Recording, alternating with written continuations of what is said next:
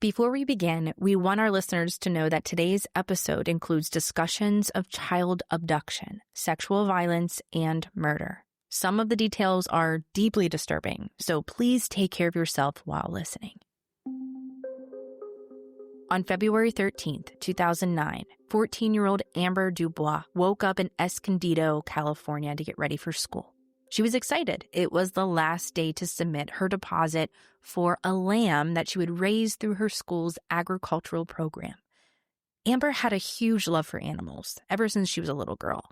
Her mom, Carrie, stopped in to say goodbye before heading to work, and they even made plans to go see a movie that Friday evening. There was nothing unusual.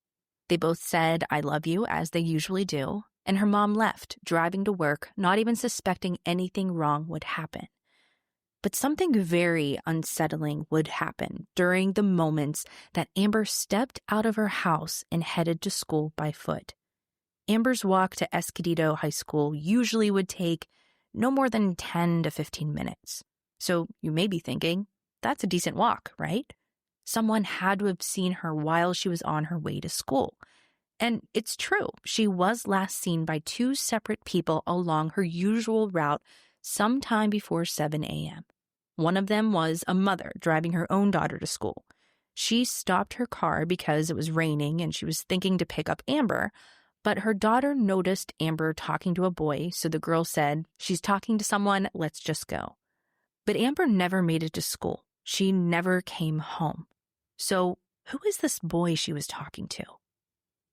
Now, Ricky's going to tell us a little about the family dynamic, just so you can get a clear understanding of their living situation. Okay, so just to lay things out, Carrie is Amber's mom. At the time, she was living with her partner, Dave Cave. He's often referred to as Amber's stepdad. Dave was the first one to get home from work that day, and right away he thought it was strange that Amber wasn't back from school yet. Also living in the house was Amber's younger half-sister, Allison, who was about 7 at the time. Now, even though Carrie was Amber's primary guardian, her biological dad, Mo, was still very much a part of her life. He lived in LA, worked as an electrical engineer, and even though him and Carrie were divorced, he stayed involved. Mo described Amber as a total sweetheart. He said she'd joke around with him, especially about his receding hairline. Right, so like a normal childhood, really. And like you said, Dave noticed something was off right away. Maybe he thought Amber had an appointment or something, but it just didn't sit right. Around 4 p.m., Dave realized she still wasn't home, and so decided to call Carrie, who was still at work. Carrie immediately tried calling Amber's cell phone. There was no answer. Then Dave mentioned she hadn't shown up at school at all. And that's when the real panic started. Carrie knew something was wrong. This wasn't like Amber. She wouldn't have ditched school, and she definitely wouldn't have ignored phone calls. And by this point, hours had passed since Carrie left for work that morning. And Amber had never even made it to school? I mean, that's horrifying. Yeah, that's seriously terrifying. And you could just imagine the dread setting in. And by the time police actually got involved, it was already late in the evening. They searched the school, brought in canine units, and even checked nearby rural areas. But there was nothing. No sign of Amber at all. And the police did what they could do to follow protocol, but there were roadblocks for sure. For example, an Amber Alert couldn't be issued because there wasn't a confirmed vehicle or abduction. That policy decision alone delayed the public's awareness. Yeah, even if she was believed to be in school, no one ever saw her, including her friends and teachers inside the building. California law requires a known abduction and vehicle description, and they didn't have that. Carrie asked the officer if they could issue one anyway. He said no. There were no signs of kidnapping, at least none that met the technical requirements. And this is where it gets frustrating, especially as a parent, because you're in a state of mind where everything and anything has to be done. After all, a mom did see her walking with a boy. Could someone else have seen this? And maybe they knew who this guy was, or maybe they saw a strange vehicle, you know? One thing could have led to another. It would be absolutely frustrating as a parent. It would feel like your hands are tied. Regardless of this, the investigation ramped up fast. Officers, they canvassed the area. They brought in canine units and searched the riverbed behind the school. They combed through Amber's room, checked her text messages, her internet history. And what they found was this girl loved animals. She loved reading and dreamed of being a marine biologist. She had no history of running away, no secret boyfriend, no indication she planned to vanish. Just an innocent 17-year-old young girl who was excited to go to school that day. From the very beginning, Carrie knew her daughter had been abducted. There was no doubt in her mind.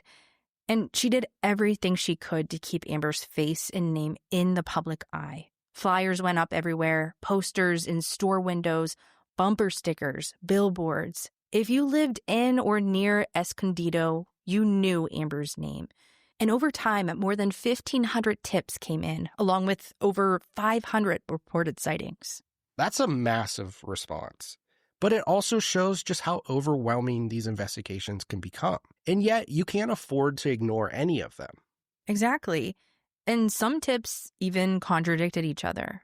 People said they saw Amber downtown, while others claimed she was in the hills near an area called the Caves. Police checked every lead, but nothing was ever confirmed. Meanwhile, Carrie was trying to stay strong. She wasn't just hoping for Amber's return, she was actively organizing. Volunteers set up a motorhome at a nearby church to serve as a makeshift command post. People came to this search, others brought food. It became a community effort. Honestly, it's heartbreaking because while that search was happening, there were still so many unanswered questions back home, especially around Amber's stepdad, Dave Cave.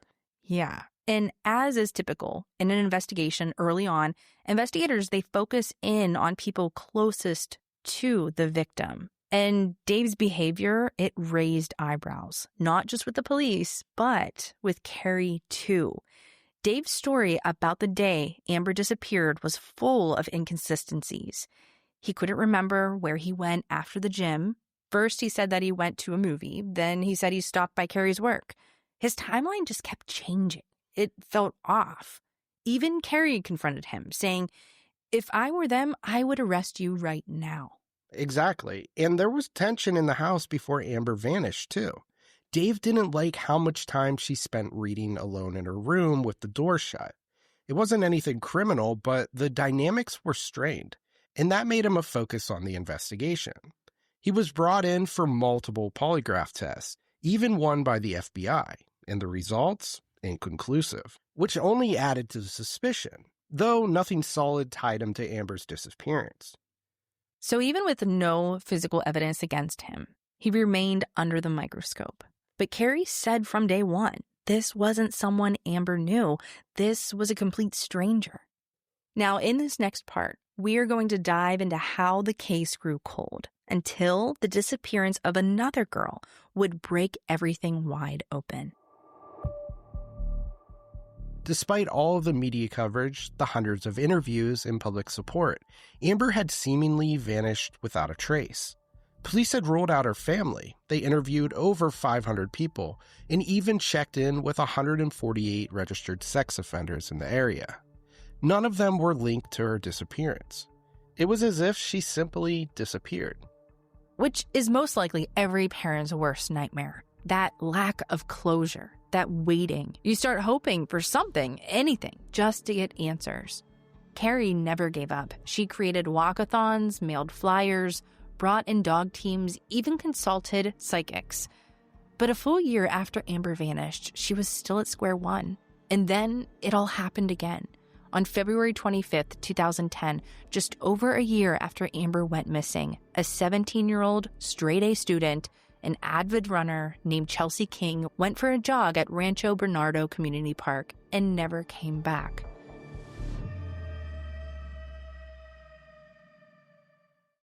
So what would be your first thought? You find her car in a parking lot. It's locked, with her phone and her belongings inside. I mean, first thought, I'd think this isn't a runaway. I mean, she was expecting to come back to her car at some point. Right. So the San Diego Sheriff's Department, they immediately escalated the search. They knew this wasn't a simple case of a runaway teen. Something terrible had happened. And Carrie, Amber's mom, got a phone call. A volunteer in her circle told her another girl had gone missing. And that's when Carrie's mind jumped to the unthinkable. Is this a serial predator? The search for Chelsea intensified quickly. Now, mysteriously, there was this heavy rain around this time. Everything was wet and sloshy. The search continued anyway. Neighbors joined in. After the heavy rain, a dog walker along a wooded dirt trail found dry socks and underwear right in the middle of the path, despite the heavy rain. And her family confirmed it did look like Chelsea's. Behind the scenes, investigators were quietly holding back information about potential blood evidence on those items. They didn't want to spook the suspect. They were hoping she was still alive. And for a few days, that hope kept everyone going. But then came the break in the case. DNA from those items led to a name that was found in this system. A man who was a registered sex offender who had served prison time for assaulting a 13-year-old girl years earlier. John Albert Gardner III. He violated parole hundreds of times, and somehow he was still free. And on top of that, I read that he was even evaluated by psychologists who warned that he would attack again. And yet, he slipped through the cracks. It was devastating. And police, they raced to locate him, and they found him. He was arrested in the same proximity where Chelsea went missing, by a restaurant. But she wasn't with him. And this is when the task force kicked into high gear. They knew Chelsea's time was running out if she was even still alive. Once John Gardner was in custody, the clock was ticking. Detectives knew that they needed to move fast. Gardner had a known history of violence. If Chelsea King was still alive, they had to find her immediately. But Gardner wasn't talking. He lawyered up right away, and legally, investigators couldn't question him without an attorney present. And this is where the team had to get creative and move fast. Because the media already had wind of Gardner's arrest, if his face got on TV before they had a solid eyewitness or confession, it could jeopardize everything. Exactly. Now, one of his previous victims, who had been assaulted at the same park but survived, was actually living in Colorado at the time of Amber's murder. Back then, nothing ever came from her case. However, with the possibility that the same man was responsible, detectives quickly flew her into view, a 6-photo lineup before his face appeared in the news. They were concerned that the media coverage could influence her memory or cause others to question the reliability of her identification. And can you believe it? She picked him out immediately. 20 minutes later, his mugshot was everywhere in the news. Seriously, that's a race against time. But they still didn't have Chelsea, the victim who went missing while she was running. That is until March 2nd of 2010. That's the day Chelsea's body was discovered near the waterline at Lake Hodges. It was one of the dive teams searching the shoreline who saw what looked like hair in the sand. And when they got closer, they found her shallow grave. The community was completely devastated. Carrie, Amber's mom, said her heart broke for the King family. But her pain also deepened. It had been 13 months since Amber vanished, and she still had no answers. And now the question on everybody's mind was, could John Gardner be connected to Amber too? Now, it's interesting that you say that, because when he sat with the police, he actually said, "Oh, I'm sure you guys will try to pin me on that Amber girl too." Suspicious. And a side note, Carrie was wondering the same thing. But Gardner, he previously claimed that he was at work the day Amber went missing. They actually questioned him back in 2009 when Amber first went missing because they reviewed all the registered sex offenders in the area, and he gave them an alibi. That alibi was now under serious scrutiny. Behind the scenes, the DA was preparing to charge Gardner with Chelsea King's murder, but there was still no body in Amber's case. That meant it would be almost impossible to pursue charges for her murder unless Gardner talked. And that's where a deal came in. As much as it would have hurt, especially for the Kings, they foregoed the death penalty if Gardner would confess to Amber's murder and show the police where to find the body. And so, on March 6th of 2010, Gardner quietly led detectives to a remote, brush-covered hillside off Paula Temecula Road. He pointed to a faint shovel mark. That's where they dug, and that's where they found Amber's remains. The area was hard to reach. It was cold, foggy, and nearly invisible from the road. It was also a scary situation for the detectives, walking next to a known killer as he confessed to the murder of Chelsea. Any moment, he could run off by foot. But he didn't. He knew it was game over for him. Forensic teams worked through the night, and after more than a year of not knowing, Carrie finally had her daughter back. When Amber's remains were officially identified, Carrie and her family were called into the Escondido Police Department. It was late, quiet, and they were told gently, Amber had been found. Dental records confirmed the remains they uncovered were in fact Amber's. Carrie later said that she couldn't even recall how she reacted. It was such a blur. But she remembers asking, "Are you sure it's her?" And the answer was yes. It's a moment that no parent should have to live through. Yeah, and what's even harder is that police couldn't tell the family that it was John Gardner who led them to her. That detail had to stay secret, at least until they could build the case without that confession being used in court. And this is because of the deal Gardner's lawyers had arranged. He would lead police to Amber's body only if it couldn't be used against him later in court.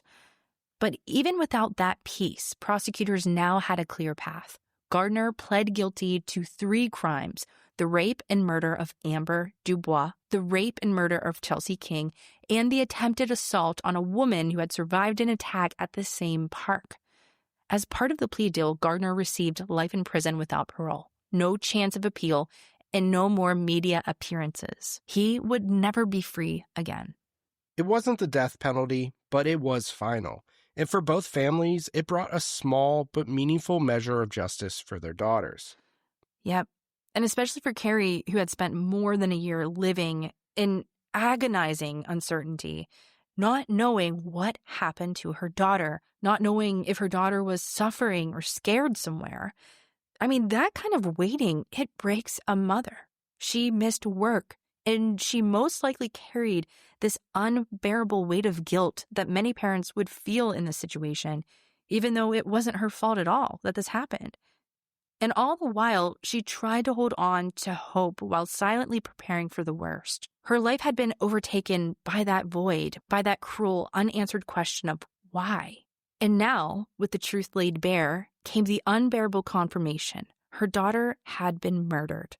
The pain didn't end, but it changed. Day after day of not knowing was over. And in its place was a different kind of grief, one that was final, one that could no longer be outrun. And Carrie later said something powerful. Without Amber, there is no Chelsea. And without Chelsea, there is no Amber. Because it was Chelsea's disappearance that exposed Gardner's true nature. And it was that exposure that ultimately led to Amber's body. There is a tree on the side of Paula Temecula Road, the one near where Amber's body was found buried. For over a decade now, people have went there, they decorated it, left gifts. It became this memorial, a reminder, and a symbol of how Amber's story still touches lives. Carrie knows in her heart Amber would have went to college, probably would have had a child of her own by now, and most likely would have had a job working with animals. She would have had horses. But Amber's life was gruesomely stolen by a known sex offender who was free to lurk in the shadows, planning his next attack, regardless if he warned professionals that he would attack again. And I think that's one of the most frightening parts of this story.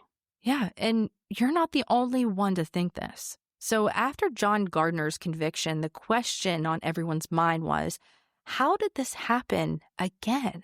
This was a man with a deeply troubling past. As a child, he reportedly grew up with an abusive alcoholic father, and he was placed on psychiatric medication as early as age 6.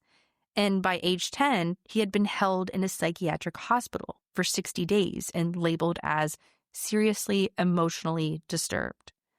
In the year 2000, he was convicted of sexually assaulting a 13-year-old girl, his neighbor, and he served over 5 years in prison for the crime. After his release, he was monitored by a GPS ankle bracelet. Yet even while wearing it, he repeatedly violated the terms of his parole, including living too close to his school. And to note, according to GPS data, he was recorded spending time near multiple schools, standing in front of a daycare center, and also on prison grounds where he was suspected of delivering contraband to an inmate. He was also spotted in remote areas that would later become the discovery sites for Amber Dubois' remains.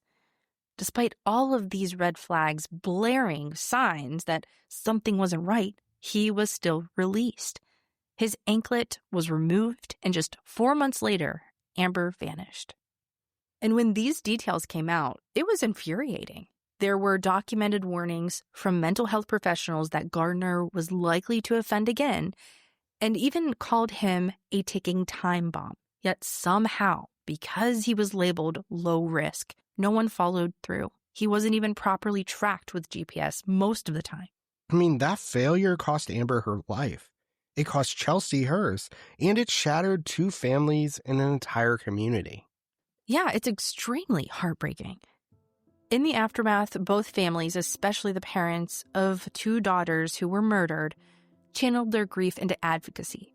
They pushed for legislation that would strengthen monitoring of sex offenders and improve the handling of missing children cases. The Kings started Chelsea's Light Foundation, which helped pass Chelsea's Law, a California law aimed at increasing penalties for violent sex crimes against children and ensuring lifetime parole for offenders like Gardner. And Carrie, Amber's mom, founded Team Amber Rescue, an organization that works with trained dogs to help locate missing people. She dedicated her life to making sure no other family had to go through what she did. Today, Amber Dubois is remembered not just as a victim, but as a daughter, a best friend, and a bright, driven girl who loved animals and dreamed of becoming a marine biologist. Her life was full of potential, and everything changed in an instant, yet her story continues to impact lives. And we owe it to them to hold systems accountable, to learn, to change, and to allow the safety and security of a child to walk to school and to go for a run. They deserved safety. They deserved a future.